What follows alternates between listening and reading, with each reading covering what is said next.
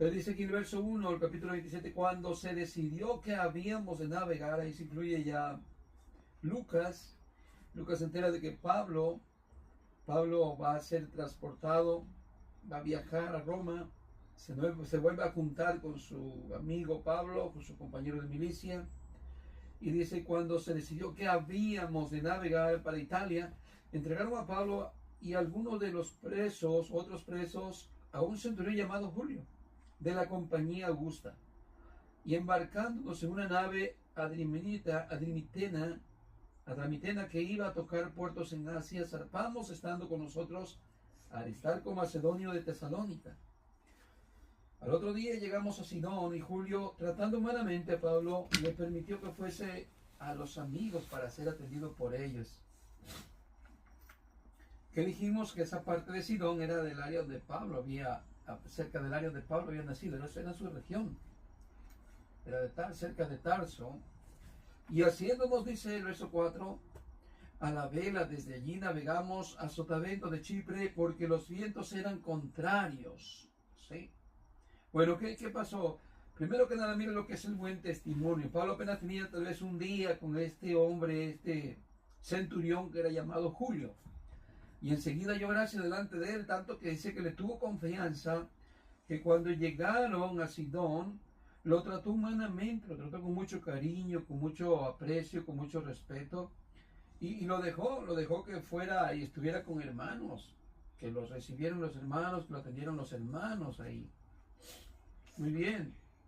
Pues miren lo que es el buen testimonio, ¿no? Pablo enseguida halló gracia delante de este centurión, de este hombre, de este capitán. Es el verso 4 que de ahí dice que hicieron a la vela desde ahí, navegaron a Sotavento desde Chipre porque los vientos eran contrarios. Vemos que va a haber tempestades, vemos que es un tiempo donde no es compatible para navegar. Es como en los tiempos de tornado en Miami, por decir así, que no son tiempos como para navegar, ¿no? Incluso hoy en día tal vez, aunque los barcos son muy grandes, son con toda la tecnología, motores y todo, aún así batallan, ¿no? En el mar con esos tiempos de torbellinos, tormentas y todo, ¿no? En aquel tiempo era mucho peor porque eran naves sin motor. Lo que les hacía navegar eran las velas, no tenían motor, y lo que usaban también era remos. Esto puede decir que era ayuda, lo que decían el motor eran los remos, pero lo que más utilizaban para viajar eran las velas. ¿Y qué era lo que se usaban para dirigirse en dirección? Usaban la luna y usaban ¿qué? O el sol y las estrellas, ¿cierto? No hay GPS. Entonces van a llegar a una tempestad, van a llegar a estar días sin sol, sin luna, sin estrellas, pura tempestad, pura lluvia, y se van a dar a la deriva, se van a entregar a lo que salga, a lo que suceda, y es ahí cuando van a tener miedo a que el barco encalle en unos bancos de arena que son llamados cementerios de barcos, que estaba allá cerca de la India. Y ellos cuando se entregan a la deriva ya no saben a dónde van a ir porque no hay dirección, no tienen cómo guiarse. Muy bien, entonces ya vemos que desde aquí dice que iban con viento contrarios. Verso 5. Habiendo atravesado el mar frente a Cilicia y Panfilia, arribamos a Mira, ciudad de Licia. Y hallando allí el centurión una nave alejandrina que zarpaba para Italia, nos embarcó en ella. ¿Qué significa? Que llegaron a otro lugar, llegaron aquí. Cilicia es parte de Egipto, y cuando llegan ahí hay una barca más grande. Este es un barco más grande. Los egipcios en aquellos tiempos eran los número uno, los top en tener barcos más grandes y en navegar en el mar, en los especialistas. Entonces, ¿qué pasa? Se van a transbordar a un barco más grande. Muy bien, dice que entonces ahí el centurión los llevó, los acomodó, pagaron nuevamente su boleto para ir, y explicábamos que para viajar ahí en esos barcos, eran barcos de carga, eran barcos de transportación de todo lo que es desde alimentos y todo lo que tuvieran que viajar ahí, eran los transportes. No eran los como un crucero de hoy en día, ¿no? Que tus restaurantes adentro, tus cuartos de lujo, de primera calidad, segunda calidad. Como no, aquí la gente que viajaba en la parte de arriba del barco y ahí se tendían con sus, lo que llevaran, cobijas o todo. No crean que llevaban esa comodidad y todo eso. No, no, no. Era algo rústico. ¿Sí? Muy bien. Entonces dice el verso 6, y hallando allí el centurión una nave alejandrina que zarpaba para Italia, nos embarcó en ella. Navegando muchos días despacio y llegando a duras penas frente a Nido, porque nos impedía el viento, navegamos a Sotavento de Greta frente a Salmón. ¿Sí? No es el tiempo para viajar, están viajando con vientos contrarios, con duras penas, están yendo como a rumbo, pero al final no están yendo en dirección. Y van a tener que ir costeando ahora. Ya no van a ir de frente donde querían ir, sino que ahora el viento los está llevando costeando digamos ahora los vientos están dominando el rumbo donde ellos querían ir. Verso 8. Y costeando con dificultad, llegamos a un lugar que llamaban Buenos Puertos. ¿Sí? Fíjese. El nombre nada tiene que ver, ¿eh? Buenos Puertos. Ya van batallando, pero bueno. Dice, acerca del cual estaba la ciudad de Lasea. Y habiendo pasado mucho tiempo y siendo ya peligrosa la navegación, por haber pasado ya el ayuno, Pablo les amonestaba diciendo, varones, veo que la navegación va a ser con perjuicio y mucha pérdida. ¿Sí? ¿Qué hace Pablo? Pablo les va a advertir que deberían de quedarse ahí, que deberían de esperar a que el tiempo pasara, y eso va a implicar tal vez 1 mes o 2 meses, que pasaran los temporales. Pero no le van a hacer caso a Pablo, porque Pablo, ¿quién es? Le va a decir el capitán. Pablo, ¿tú quién eres? Le va a decir el centurión, que es la autoridad que va ahí.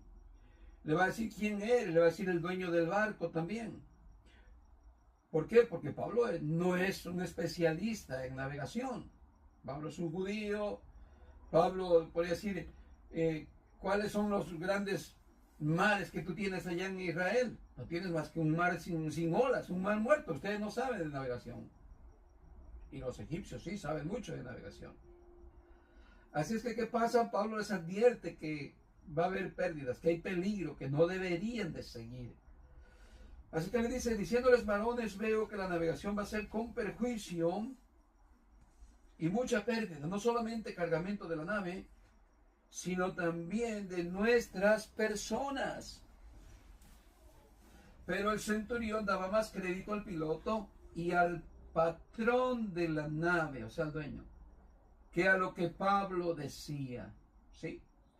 ¿A quién le dio más crédito? El centurión, que podía haber dicho, no, ¿sabes qué? Tiene razón. Nosotros nos quedamos aquí, esperemos que venga otra barca, por si se quieren ir, que se vayan y se arriesguen solo el peligro, pero no. Igual el piloto, o sea, el capitán de la nave tampoco, ¿no? No le hizo caso ni el dueño de la nave. Así es que tomaron esas decisiones, mejor, ¿no? Y es ahí cuando decimos a veces, hermano, mira, no siempre pasa, ¿no? Pero hay veces cuando un hombre es de Dios y nos da un consejo, ¿no? Y a veces lo tomamos como que a loco. Y decimos, no, yo confío más en la ciencia, o yo confío más en las matemáticas, o yo confío más en el que tiene talento, el que ejercita tal cosa. ¿Tú qué sabes de eso, de lo que acá, de lo que está pasando? Tú no sabes porque tú eres espiritual, tú no hablas de las cosas naturales. Bueno, ahí cuando a veces nosotros debemos de aprender que cuando hay alguien de parte de Dios nos puede aconsejar. Claro, tampoco estoy diciendo que se vaya usted con aquellos que tienen sueño. Mira, hermano, que yo soñé que te tienes que parar a las 3 de la mañana y que tienes que estar haciendo lo otro. No, tampoco no hay que creerle a todo tipo de gente loca que te anda profetizando y diciendo cosas, ¿no? Pero cuando hay un hombre de Dios que te da un consejo bueno, hay veces como para pensarlo y meditarlo, ¿no? Y decir, bueno, tal vez tenga razón. Pero aquí Julio, el centurión, no le tomó en cuenta. Tomó en cuenta más pues, lógicamente al dueño del barco y también al piloto que está experimentado en esa área, ¿no? Bueno, muy bien, dice el verso 2, y siendo incómodo el puerto para invernar, fíjese, para invernar, la mayoría acordó zarpar de allí si pudiesen arribar a Fenice, el puerto de Creta, que mira al norte y sudeste, e invernar ahí. ¿Por qué? Porque en Fenice, en Creta, había burdeles, había lugares bonitos, había lugares de distracción. Era un lugar muy codiciable. Entonces, para invernar aquí en este lugar llamado, ¿cómo se llamó el lugar donde llegaron? Buen Puerto, Buenos Puertos. Nomás tenía el nombre de Buenos Puertos, pero no tenía nada bueno. Así es que los capitanes, los tripulantes, los que trabajaban en el barco, anhelaban ir al otro lado donde había movimiento, donde había acción, donde había aventuras. Allá querían ir, ¿no? Donde había bares, había todo aquello, allá sí querían ir. Y por eso no hicieron caso a Pablo de quedarse ahí en este lugar, en Buenos Puertos, y esperar que pasara el tiempo de las tempestades. Bueno, verso 13. Y soplando una brisa del sur, pareciéndoles que ya tenían lo que deseaban, o sea que ya podían viajar, levantaron anclas e iban costeando Creta. Pero no mucho después dio contra la nave un viento huracanado llamado Euroclidón. Y siendo arrebatada la nave y no pudiendo poner proa al viento, nos abandonamos a él y nos dejamos llevar. Fíjese, primero empezó como una brisita, como una pequeña cosita de nada, como que ya se había cambiado el viento, como que ya no había tempestad. Ellos dijeron, ya todo está suave. Hoy sí ya podemos zarpar e irnos. ¿Se entiende? Y no fue así, hermano. No sucedió así. Lamentablemente se llevaron un chasco. ¿Por qué? Porque después de eso no vino cualquier viento, sino que vino un viento que es muy conocido como algo ya aterrorizante, este nombre de este ciclón, como se llame, torbellinos, llamado Euroclidón. Dice, y siendo arrebatada la nave, fíjese la palabra, arrebatada, ¿sí? Y no pudiendo poner proa al viento, nos abandonamos a él y nos dejamos llevar. Y habiendo corrido a sotavento de una pequeña isla llamada Clauda, con dificultad pudimos recoger el esquife. ¿Qué es el esquife? ¿Qué es el esquife? Es el salvavidas. Acuérdense, aquellos nombres que tenían antiguos son otros nombres, no son los nombres que tienen hoy en día. Los nombres han cambiado. Por eso muchos buenos escritores y historiadores le dan el título a Lucas de un escritor real de la historia esta narrada de los hechos, porque menciona nombres específicos de los puertos, la forma de navegación, tips de aquel tiempo como esto, el esquife, que es el salvavidas. Esto era contemporáneo, era algo de aquel tiempo, ¿sí? Y aunque muchos que dudan de la historia, estos detalles que Lucas se pone a narrar, como el nombre de la nave, una nave alejandrina, y esto y lo otro, son puntos claves para que ellos puedan cerciorarse de que esta historia fue legítimamente real. Y por supuesto para nosotros, ¿no? Es para confiar plenamente en la palabra del Señor, que es palabra de Dios, no es una simple historia. Muy bien. Muy bien, entonces nos quedamos en el verso 17. Dice que levantaron el esquife, el salvavidas. ¿Qué pasaba? El barquito grande llevaba un barquito más pequeño remolcado, que era el salvavidas. No era como hoy en día que hay un montón de salvavidas alrededor del barco. No, era un solo salvavidas, y dice que lo levantaron. ¿Cómo dice que lo levantaron? Con dificultad. Y dice Lucas, fíjese lo que era la tripulación. La tripulación misma participaba, los pasajeros. un momento de trabajar. Todos se involucraban. Lucas se involucró diciendo, y con dificultad pudimos recoger el esquife. ¿Sí? Muy bien, todos participando. Mire. Pero siendo combatidos por una furiosa tempestad, al siguiente día empezaron a lijar. Y al tercer día con nuestras propias manos arrojamos los aparejos de la nave. O sea, lo que les fuera a servir menos para aliviar la carga del barco. Para que tratar de que no se les hundiera, ¿no? Verso 20, no apareciendo ni sol ni estrellas por muchos días. Fíjese, ¿cuál era el GPS para ellos, para guiarse? El sol y las estrellas en la noche. ¿Sí? Muy bien. Dice, y acosados por una tempestad no pequeña, ya habíamos perdido toda esperanza de salvarnos. Un hombre de Dios, un hombre de fe está diciendo, ya hemos perdido toda esperanza. Fíjese, hemos perdido. O sea que a veces es común que a nosotros también nos pase esto, de que perdemos a veces la confianza, la esperanza de que podamos salir con vida de esta que estamos pasando, ¿no? Bueno, si Lucas ya ha escrito para este tiempo el Evangelio de Lucas, ya lo ha escrito, ¿eh?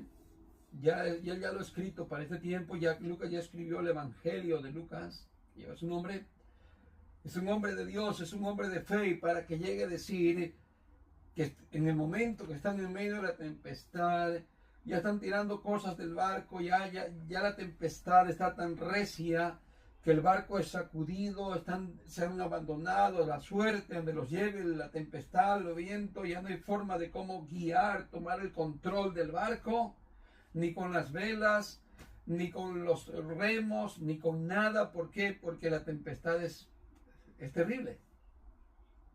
Y está diciendo él como un hombre de Dios que había perdido él también la esperanza de salvación. Había perdido, como que dice, la fe, ¿no? Que a veces nos pasa a nosotros también en nuestra tempestad, ¿no? Y ese es el punto, que Dios nos deja pasar nuestra tempestad al grado de que nos sintamos que estamos perdidos y que estamos solos. ¿Cómo se sintieron los discípulos en la barca cuando iban y se formó la tempestad? ¿Cómo se sintieron? Se sintieron solos. Se sintieron que iban a aparecer, pero que dice la Biblia que los ojos del Señor Jesús estaban puestos en sus discípulos. O sea que Dios nos está cuidando en medio de la tempestad, en medio de nuestros problemas. La mirada de Dios no se desvía. La mirada del Señor está fija sobre nosotros para no descuidarnos, para no desatendernos. Pero claro, en la prueba nosotros nos vamos a sentir solos, quieramos o no. ¿Sí? Muy bien. Verso 21. Entonces Pablo, como hacía ya mucho que no comíamos, puesto en pie en medio de ellos, dijo, habría sido, por cierto, conveniente, oh varones, haberme oído y no zarpar de Creta, tan solo para recibir este perjuicio y pérdida. ¿Qué está haciendo Pablo?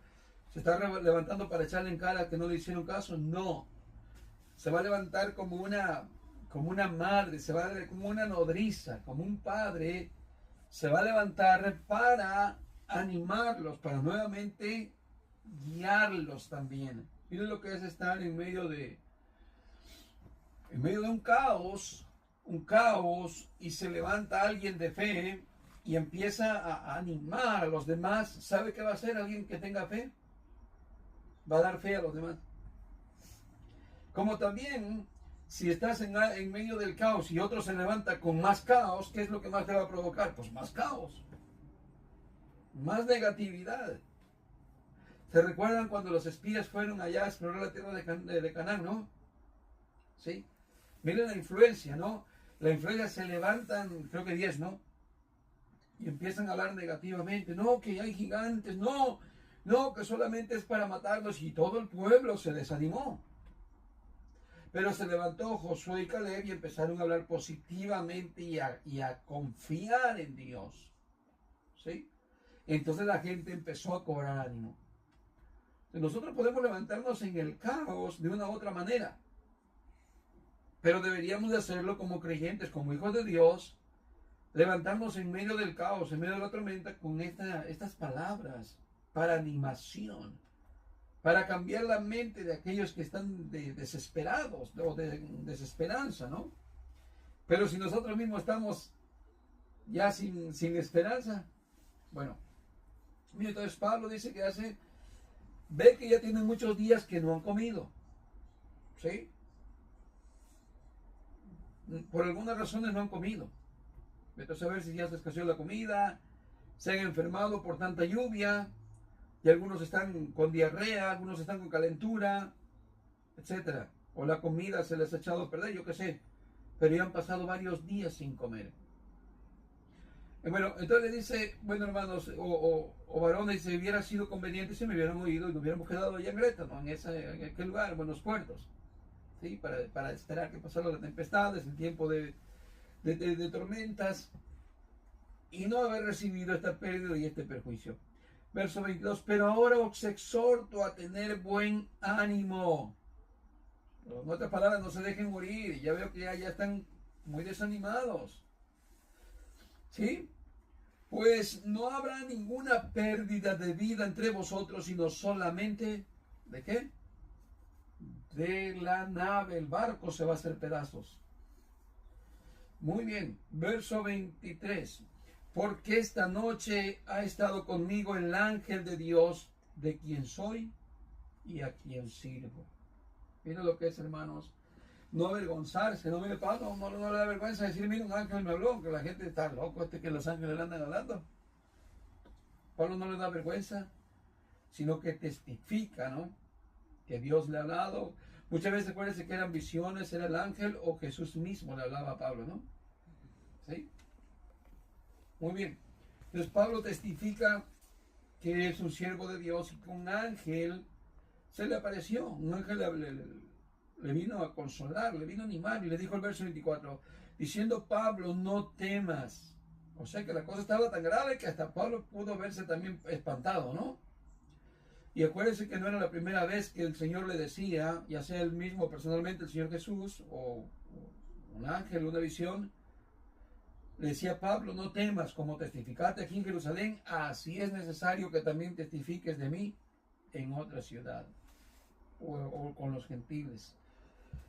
Así es que no era la primera vez que Pablo era consolado por el Señor Jesús. Así que esta vez le dice, Pablo, no temas, es necesario que compadezcas o que comparezcas ante César.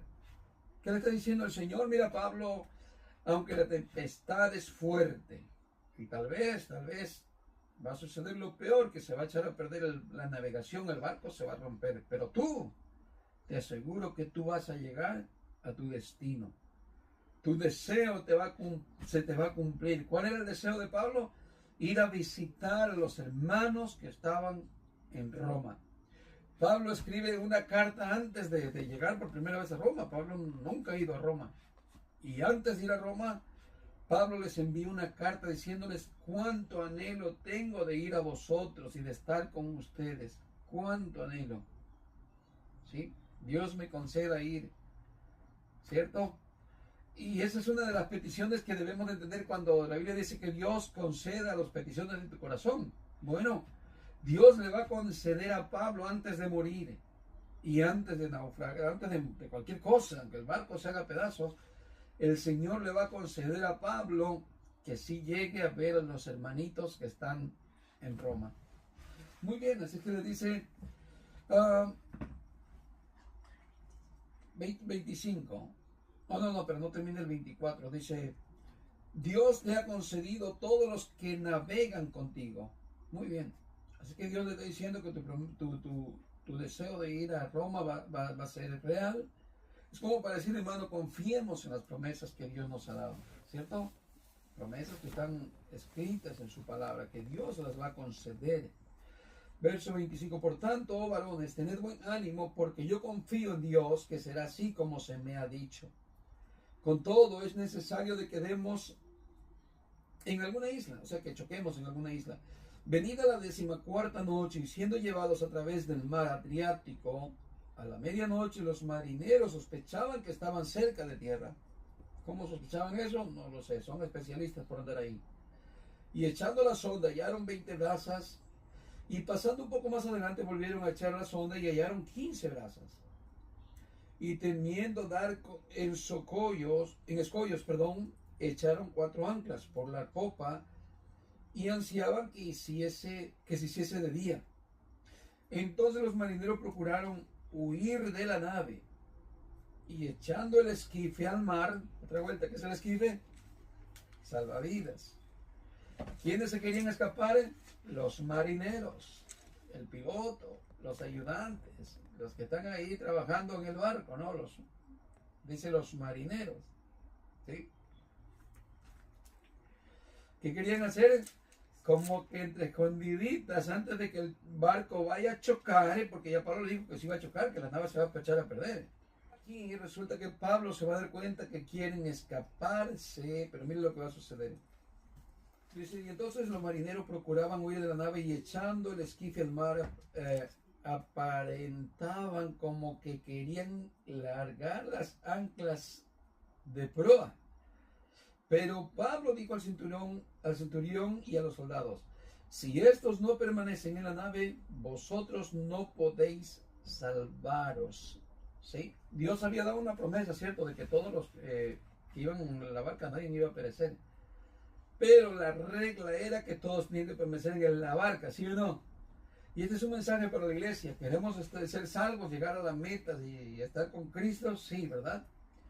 Bueno, para salvarnos tenemos que permanecer, ¿dónde? En la barca, ¿sí? Muy bien, el que se sale de la barca se puede morir. Y ahí no se cumple la promesa y no te cubre la promesa de Dios. Entonces, ¿qué hacen los soldados? Entonces los soldados cortaron las amarras del esquife, o sea, lo dejaron que se fuera, ¿no? Y lo dejaron perderse. 33. Cuando comenzó a amanecer, Pablo exhortaba a todos que comiesen, diciendo, este es el 14º día que veláis y permanecéis en ayunas sin comer nada. ¿Cuántos días llevaban? 14, 14 días, 2 semanas en tempestad, en lluvia, sin soles, sin luna, sin estrellas, y sin comer y desvelados. Más para que veas cómo se le estaban llevando. No era un viajecito tranquilo, era un viaje terrible. Ahora Pablo ya tenía algo de experiencia de los que eran los naufragios, porque en una carta que él escribe ya había dicho que había tenido 2 naufragios, si no estoy mal, dos o 3 naufragios que había padecido en sus viajes que había tenido Pablo. Así que para él ya tiene algo un poco de experiencia de estos sufrimientos. Bien, verso 34. Bueno, ¿qué leímos en el 33? Pablo los está animando, los está como un padre, una madre o un niño, ¿no? Cuando no quiere comer, ya está enfermo, ya no quiere nada, y la mamá ya está animándole, coma, por favor, una de cucharadita, de a poquito, ¿no? Estos hombres ya estaban como dejándose morir del desánimo. ¿Sí? Por un lado, ¿no? Por otro lado, no sé si en verdad no tenían tanto alimento, qué pasaba, pero llevaban 14 días ya en vela y sin comer nada de eso. 34. Por tanto os ruego que comáis, os ruego, así como con una cucharita, darles de comer a los niños, por vuestra salud. ¿Qué le está diciendo Pablo? Mira, necesito que coman, porque de aquí lo que va a pasar más adelante es más duro todavía que lo que hemos pasado. Y necesito su físico. Necesito que recuperen fuerzas porque van a tener que utilizar su físico para luchar contra las corrientes o el mar, las olas, porque tendrán que nadar en cuanto el barco se estrelle. Muy bien. Dice verso 30 y ¿qué? 34, ¿ah? Por tanto, ruego que comáis por vuestra salud, pues ni aun un cabello de vuestra cabeza, ni ninguno de vosotros perecerá. Y habiendo dicho esto, tomó el pan y dio gracias a Dios en presencia de todos y partiéndolo comenzó a comer. ¿Qué es el símbolo del pan? ¿Se recuerdan que simboliza la Santa Cena y también el pacto, ¿no? El nuevo pacto. Sí, bueno, ¿y por qué lo está compartiendo con los gentiles? Con los paganos, con inconversos. Bueno, aparte de su teología ahorita no sea tan restricto. Lo que Pablo está tratando de decir, miren, quiero que sepan ahora, aquí, Solamente Cristo nos puede salvar. Sí, se va a perder la nave, pero tienen que saber que es uno que nos va a salvar. Solamente Cristo, solamente Él nos puede salvar. Verso 36. Entonces todos, teniendo ya mejor ánimo, comieron también, y éramos todas las personas en la nave, ¿cuántos? 276. Y ya satisfechos, aligeraron la nave echando el trigo al mar. En pocas palabras, ¿por qué Pablo les dijo que comieran? Porque iba a ser su última comida. ¿Qué era lo que temían? Que el barco iba a estrellarse, que eso iba a suceder. Pablo lo tenía muy, muy cierto que iba a pasar. Ellos también le creyeron, ahora sí le creyeron a Pablo. Le tomaron consejo, comieron, agarraron fuerzas, y ahora va todo para abajo. ¡Pum! Todo lo que sea, lo que quieran, hasta la comida, que es lo que más no puede ser de valor aquí. Todo. ¡Pum! Todo al agua. ¿Para qué?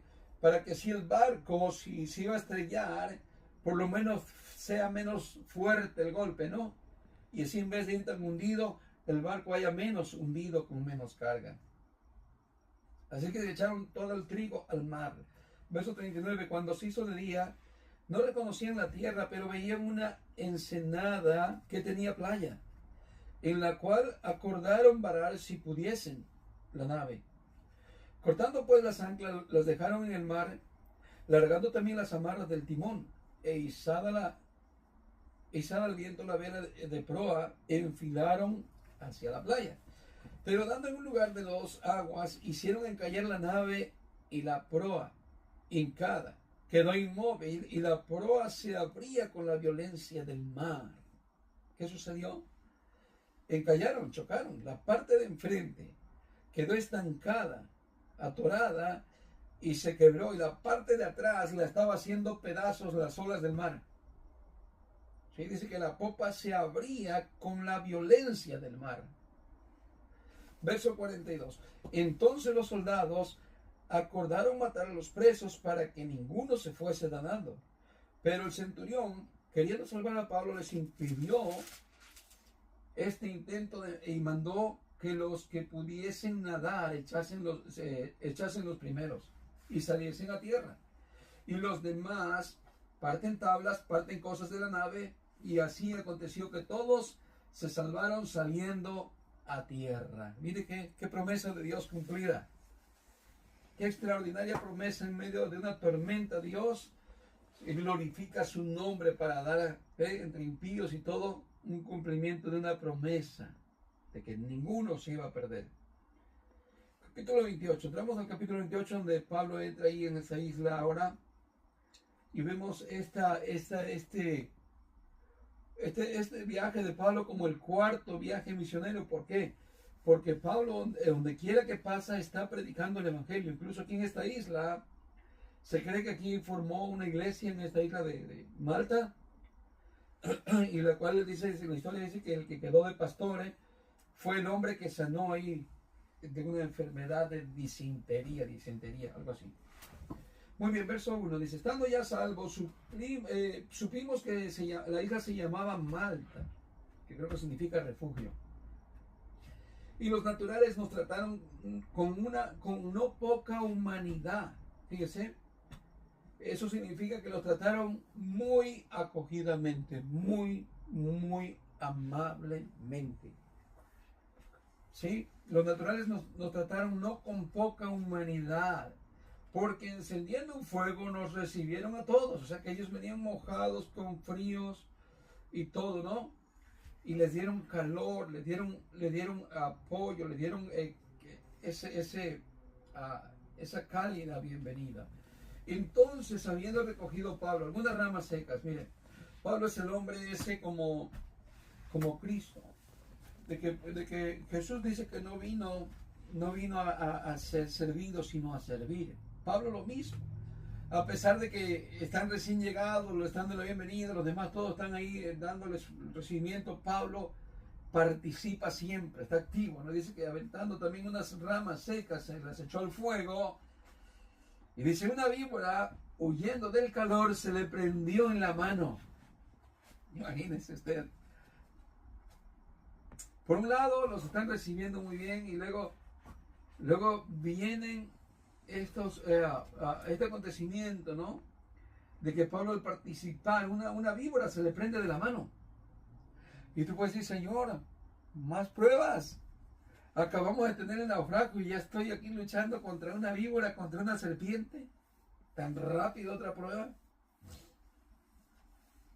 Pero mira lo que hace Pablo. Pablo no se queda con esa victimización, no de, "Ay, pobrecito de mí, otra vuelta, me está atacando el diablo". No, dice que Pablo se sacude la mano, ¿no? A ver, dice, cuando los naturales vieron la víbora colgando de su mano, se decían unos a otros, ciertamente este hombre es homicida, quien ha escapado del mar, la justicia no deja vivir. Bueno, primero que piensan de él, que es un ladrón, que es un bandido. ¿Sí?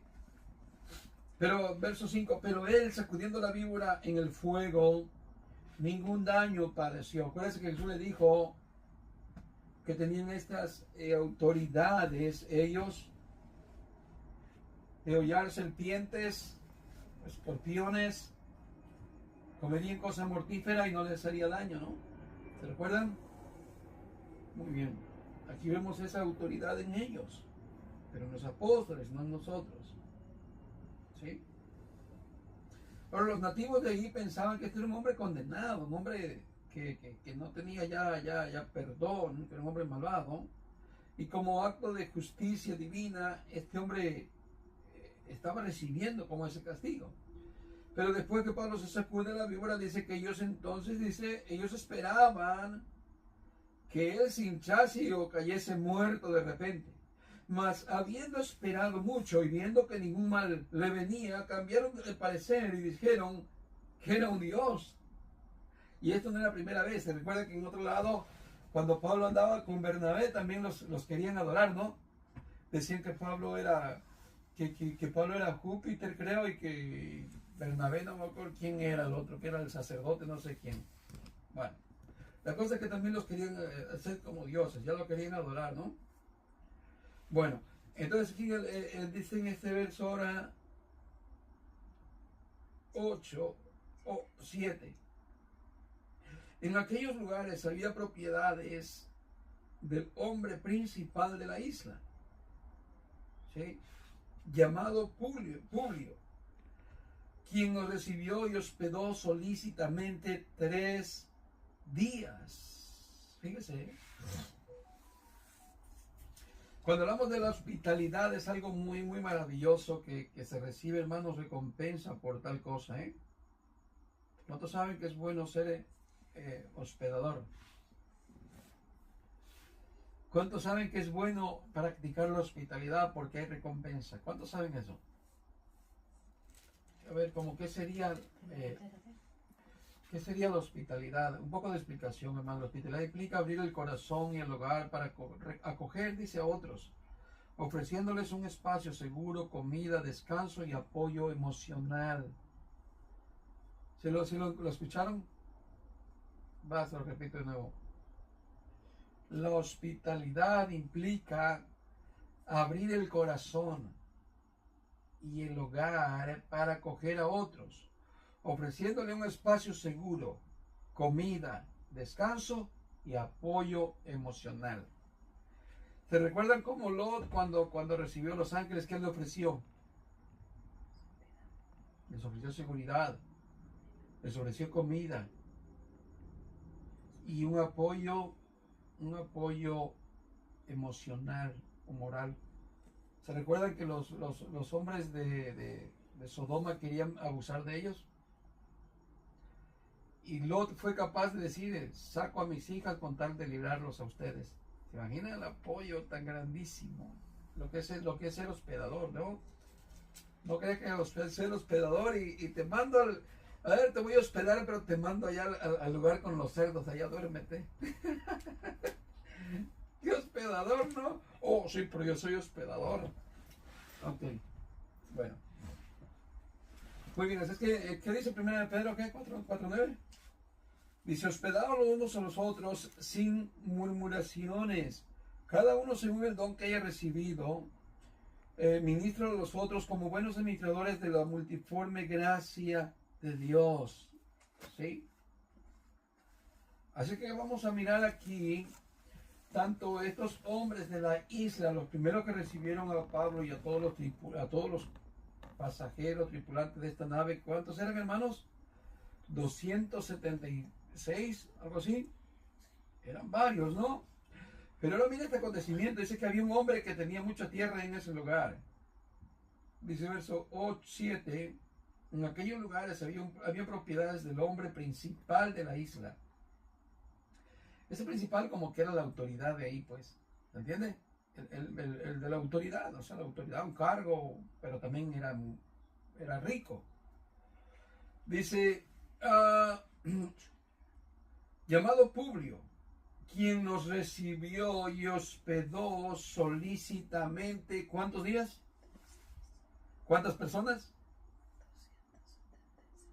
Y nosotros a veces sufrimos cuando vienen a visitarnos 5 hermanos, 7 hermanos el mismo día y decimos, ¿y dónde los metemos? Y para sentarlos, ¿dónde los sentamos si vienen a comer? No. Y cuando son 3, veces 4 vienen a la casa.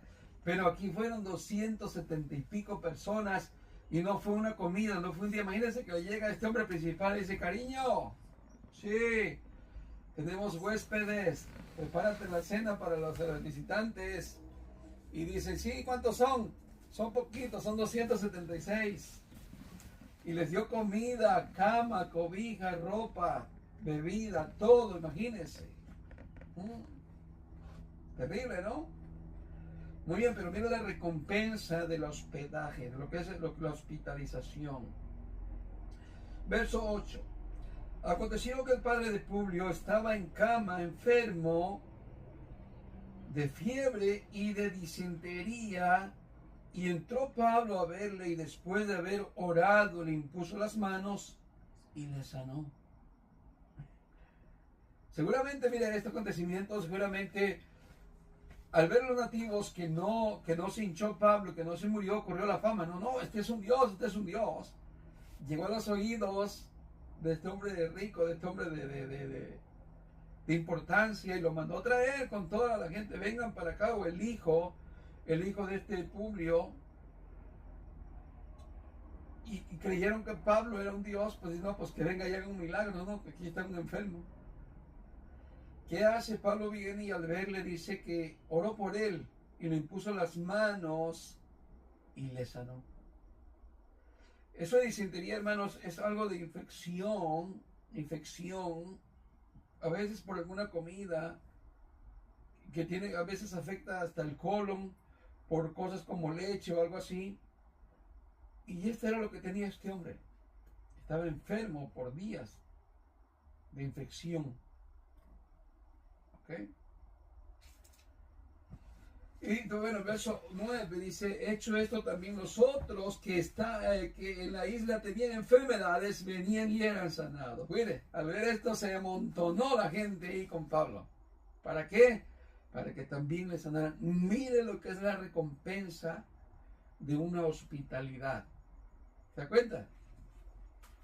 Mire la recompensa de una hospitalidad. Verso 10, los cuales también nos honraron con muchas atenciones, y cuando zarpamos nos cargaron de las cosas necesarias. ¡Wow! Mira lo que es la hospitalidad, hermanos. Eso debemos practicarlo entre nosotros, mínimo entre los hermanos. ¿Entiendes? Qué bonito. Verso 11, pasado 3 meses nos hicimos a la vela en una nave alejandrina que había invernado en la isla. Pasó otra vez otro barco, acuérdense que el que llevaban ellos hizo pedazos, lo cual tenía por enseña a Castor y Pollux. Esto tiene que ver con algo de los dioses. Eran imágenes, tenía así como un ídolo pintado acerca de los dioses que ellos reverenciaban en aquellos tiempos. Son digamos de idolatría, algo así estos nombres, Pollux y Castor. Bueno, dice el verso 12, y llegados a Siracusa, estuvimos allí 3 días. De allí costeando alrededor llegamos a Regio. Y otro día después, soplando el viento sur, llegamos al segundo día a Puteoli. Y donde habiendo hallado hermanos, nos rogaron que nos quedásemos con ellos 7 días y luego fuimos a Roma. De donde oyendo de nosotros los hermanos salieron a recibirnos hasta el foro de Apio y las 3 tabernas. Y al vernos Pablo dio gracias a Dios y cobró aliento. Miren, hermanos, ¿se acuerdan de que Pablo había mandado una carta a Roma? Dice que cuando llegaron a Roma, los hermanos salieron corriendo a recibirles. Ni siquiera habían llegado, por decir así, a la parte central. Llegaron a un lugar llamado el Foro de Apio y a las 3 tabernas, que eso era algo lejos todavía. Pero los hermanos corrieron hasta allá para recibir a Pablo, a los hermanos que iban con Pablo, a Lucas y los que hayan ido ahí con él. No sé si habrá ido Tito, Timoteo, no sé quién habrá ido de los demás. Pero mira lo que era el cariño, ¿no?, que ya le tenían los hermanos. Y mira la forma de Pablo. Pablo le agradece a Dios. Pablo se llegó y dice: Señor, te agradezco. Te agradezco, Señor. Te doy gracias, Señor. Es que Pablo le agradeció, le dio gracias a Dios y cobró aliento. Verso 16.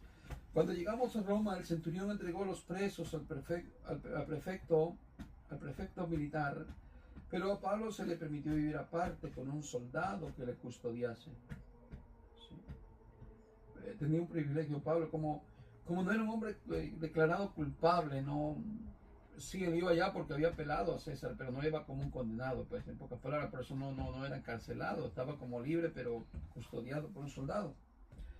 Aconteció que 3 días después Pablo convocó a los principales de los judíos, a los cuales, luego de que estuvieron reunidos, les dijo: yo, varones hermanos, no habiendo hecho nada contra el pueblo ni contra las costumbres de nuestros padres, he sido entregado preso desde Jerusalén en mano de los romanos. ¿Qué hace Pablo? Lo mismo que siempre. Siempre anda buscando a los hermanos judíos. Siempre anda tras ellos. Aquí nuevamente llega a Roma y ya lo mismo. Convocó a todos los judíos. Ya tiene su reunión con ellos y les dice que él no es culpable de todo lo que se le acusa. Y que por esa razón lo llevaron preso y por esa razón llegó hasta ahí, hasta Roma. Verso 18, los cuales, habiéndome examinado, me querían soltar, dice, por no haber en mí ninguna causa de muerte. Pero poniéndose los judíos, me vi obligado a apelar a César, no porque tenga de qué acusar a mi nación. Así que por esta causa os he llamado para veros y hablaros, porque por esta esperanza de Israel estoy sujeto con esta cadena.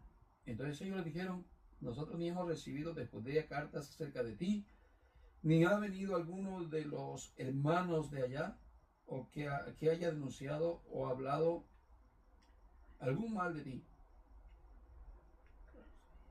Pero queríamos oír de ti lo que piensas, porque de esta secta nos es notorio que en todas partes se habla contra ella. ¿Qué hace Pablo? Pablo como que se pone un poquito de víctima. Yo soy el apóstol y mire cómo me ha ido, mire cómo me han tratado. Y lo primero que Pablo hace, convoca a los judíos y él está interesado en darle su currículum. Mire, me han maltratado, mire cómo me ha ido.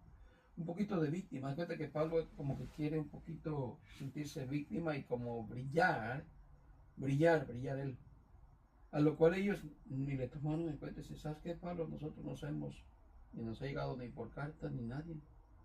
Pero lo que a nosotros nos interesa es que nos hables acerca de lo que es esta secta. Todavía en aquel tiempo le llamaban secta. Muchos todavía no sabían qué era el evangelio. Y le decían: esta secta, los nazarenos, así. Entonces ellos están interesados del evangelio, pero en otras palabras dicen: de esta secta. Y Pablo está como queriendo dar su informe de lo que le ha ido mal. Y dicen: no, eso no nos importa. Queremos saber más de la información acerca de esto que tú predicas, Pablo. De esto queremos saber. A veces nosotros, hermanos, cuando están pasando circunstancias, queremos que la gente sepa de nuestro sufrimiento. Y la gente, ¿qué? No le interesa, quiere saber de las cosas de Dios, tal vez. ¿Cierto? Y es ahí donde Dios tiene que brillar, no nosotros. ¿Sí? Muy bien. Entonces, verso 20, ¿qué? 22. Pero queríamos oír de ti lo que piensas, porque de esta secta nos es notorio de que en todas partes se habla contra ella. Y habiéndoles señalado un día, vinieron a él muchos a la posada, a los cuales les declaraba y les testificaba el reino de Dios desde la mañana hasta la tarde, persuadiéndoles acerca de Jesús, tanto por la ley de Moisés como por los profetas. Y algunos asentían a lo que se decía, pero otros no creían. Y como no tuviesen de acuerdo entre sí, al retirarse les dijo Pablo esta palabra. Dice, bien habló el Espíritu Santo por medio del profeta Isaías a nuestros padres diciendo, ve a este pueblo y diles, de oído iréis y no entenderéis, y viendo veréis y no percibiréis. Porque el corazón de este pueblo se ha engrosado y con los oídos oyen pesadamente y sus ojos se han cerrado, para que no vean con los ojos y no oigan con los oídos y entiendan de corazón y se conviertan y yo los sane. Sabed pues que a los gentiles es enviada esta salvación de Dios y ellos oirán. ¿Sí?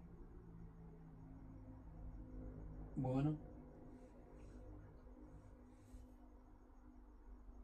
¿Qué sucede acá, mis hermanos? Pablo les empieza a hablar ahora sí desde la noche a la mañana para persuadirlos de la palabra del Señor. ¿Y cómo? Pues qué más que con la palabra, ¿no? Y dice que algunos asentían, o sea que estaban de acuerdo a lo que se les decía, o sea, los convencían, entendían y cooperaban, en otras palabras. Asentían que así como daban su sí, daban su sí. Tienes razón. Más bien explicado que Pablo, ninguno lo puede explicar. Pablo, estamos de acuerdo contigo. Pero ¿qué más sucedía? Pero otros no creían, y no creían por falta de información. Esa es la pregunta. ¿No creían por falta de explicación? ¿No creían por falta de un maestro que supiera explicar bien la escritura? ¿No creían por falta de teología? No creían intencionalmente. Eso es rehusar creer. Cuando sabes que es verdad lo que se te está diciendo y rehusas voluntariamente a no creer. ¿Se entiende eso? Era así como estaban ellos haciendo. No porque no los explicaba bien Pablo. No porque no era entendible. No, es que estaban haciéndolo intencionalmente diciendo, mira, lo entendemos, pero rehusamos creer. Esa es la palabra. Por eso Pablo le saca esa escritura de Isaías, que bien estaba escrito en el libro de Isaías, diciéndole que a este pueblo les hablaría así, pero ellos no entenderían porque tienen engrosado el corazón. Muy bien. Dice el verso 29, y cuando hubo dicho esto, los judíos se fueron teniendo gran discusión entre sí.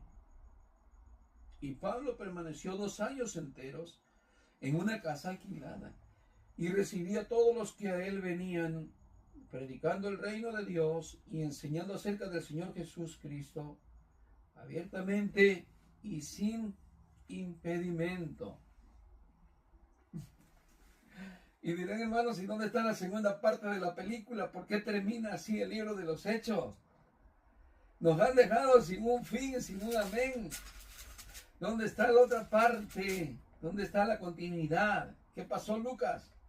Ya no registra la muerte de Pablo, ya no registra el encarcelamiento, porque después de eso Pablo vuelve a ser encarcelado, que aquí queda como libre, no está en la cárcel. Se pasa más de 2 años en esa libertad. Después este hombre que está ahí, el César, ¿cómo es llamado? El César, ¿cómo se llama este César, hombre, que está en este tiempo? No me recuerdo. Pero este César fue aquel que se dice en la historia de que este hombre encendía a los cristianos, los agarraba de antorchas y se burlaba de ellos, diciendo, mira, ellos dicen que son la luz del mundo, miren qué bonito alumbran, qué bonito arden, dice. Y se paseaba en su palacio o en su carruaje desnudo, haciendo aquello. Y ese hombre Después de años dice que enloqueció. Ese hombre enloqueció, perdió la memoria, se volvió loco. Y por eso hacía tal cosa. Por eso un día dice que volvió a encarcelar a Pablo. Y estando en su loquera lo mandó de capitán. Lo mató. Eso ya no está en la Biblia. Eso se encuentra en historias. Ya no está en la Biblia. Solamente hay unas escrituras que Pablo habla en Tito y en la última carta que escribe, ya estando en la cárcel, ya en la preso, ya para morir, ya para cuando ya presente que ya casi lo van a matar, que escribe la última carta a Timoteo, donde está diciendo de que todos los que están ahí en la cárcel, todos, desde el intendente, todo, el mayor, el otro, todos saben acerca de él y todos conocen el Evangelio, porque a todos les había predicado ya la palabra del Señor.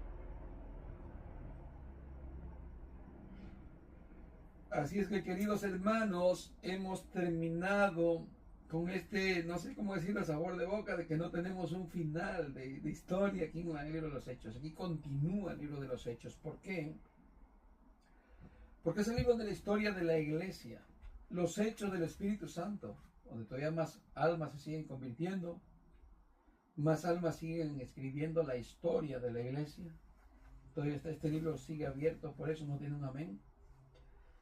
Porque sigue creciendo el número de los escogidos, más testimonio de más convertidos. Bueno, hemos terminado, mis hermanos, el libro de los Hechos. Pueden prender sus micrófonos, quieren dialogar algo.